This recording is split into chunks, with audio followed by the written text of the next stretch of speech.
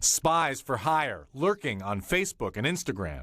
A new report by Facebook's parent company Meta names 7 organizations as part of what it calls the global surveillance for hire industry, accusing the companies of tricking people into giving up their private data and handing it to authoritarian governments, corporations, and anyone with an enemy who can pay the fee. Their alleged targets? Journalists, human rights activists, even political opponents.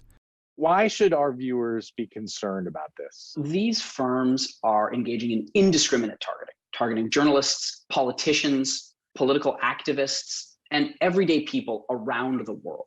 And what this industry does is it democratizes snooping. It democratizes spying, and it means that far more people have access to these tools than ever before. Meta's head of security policy, Nathaniel Gleicher, says almost anyone can be a victim of the unregulated private spying industry. Once the spies earn their targets' trust by friending them on Facebook, they often send them malware that can secretly take over their phones. That's what Facebook alleges happened with an Israeli firm called NSO Group, which has been blacklisted by the U.S. government over allegations that its Pegasus software has been used to target journalists and activists. NSO disputes the allegations. According to Meta's reports, many firms deploy surveillance software that quietly infects smartphones and can turn on cameras, microphones, and location services without the user knowing. Once you own somebody's phone, you essentially have the next best thing to access to their mind. Eva Galperin is the director of cybersecurity at the Electronic Frontier Foundation and an expert on digital surveillance. And since we take our phones with us everywhere, you essentially have a tracking device. You have all of the passwords that somebody uses in order to log in to their various accounts from their phone. You have a list of all their contacts, who they talk to. You have all of their phone calls. You have their end-to-end encrypted messages. Facebook sued NSO in 2019, alleging they sent spyware to 1,400 WhatsApp users. NSO denies the allegations and the lawsuit is ongoing. But today's report names other companies, including Black Cube, another Israeli firm, hired a few years ago by Harvey Weinstein to spy on journalists investigating his sex crimes, according to courtroom testimony. Now, Meta has banned the companies from their platforms. Their new report says Black Cube posed on Facebook as graduate students, human rights workers, and TV producers, all in an effort to obtain alleged victims' personal email addresses to send them hidden spyware. In a statement to NBC News, Black Cube said it doesn't undertake any phishing or hacking, and that it makes sure its actions are fully compliant with local laws. Cobwebs responded it operates only according to the law and adheres to strict standards in respect of privacy protection. The Meta report comes just weeks after the company's rebrand, amidst an onslaught of criticism and potential legal challenges related to its handling of disinformation on its platforms. Meanwhile, Meta says it notified nearly 50,000 people who were spied on across 100 countries. It's unlikely that any of them knew that they'd been targeted by these firms across the internet. So how do you protect yourself?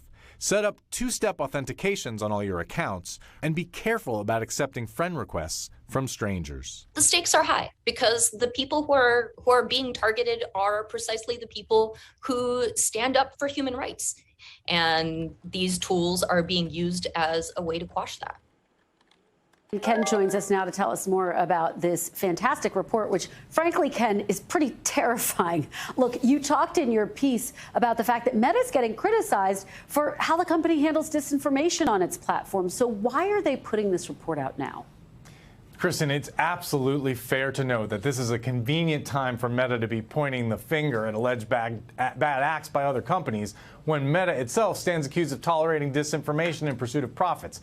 But Meta sued one of these private spying firms back in 2019, long before its current PR troubles, and the company's security chief told me that this investigation began more than a year ago. So whatever its motives, Meta is winning praise from privacy groups today for naming names and banning these spies for hire from its platforms, Kristen. So, Ken, let's talk about what happens next, right? Democratic lawmakers wrote a letter to Treasury Secretary Janet Yellen and Secretary of State Anthony Blinken about this issue just yesterday, and they say companies like NSO Group and others are, quote, complicit in human rights abuses. That's strong language for selling their technology to authoritarian foreign government customers. So what exact action do they want to see, Ken? What are they asking for here?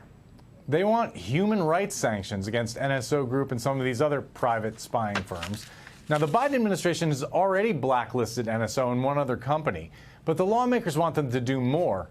More broadly, privacy advocates worldwide want other governments, including Israel, to strictly regulate the export of military-grade surveillance technology and to crack down on the companies that sell it to bad actors, Kristen. Well, it's just a tremendous report, Ken. Really appreciate your joining us to talk about it live. Thanks for watching our YouTube channel. Follow today's top stories and breaking news by downloading the NBC News app.